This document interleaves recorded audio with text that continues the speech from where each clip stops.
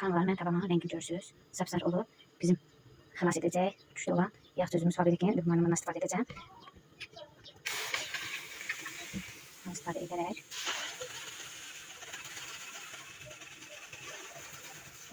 görürsünüz necə tapqarı çıxardır.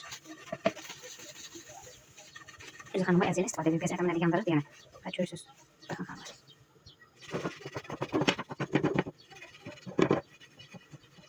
Görürsünüz maşallah xanımlar.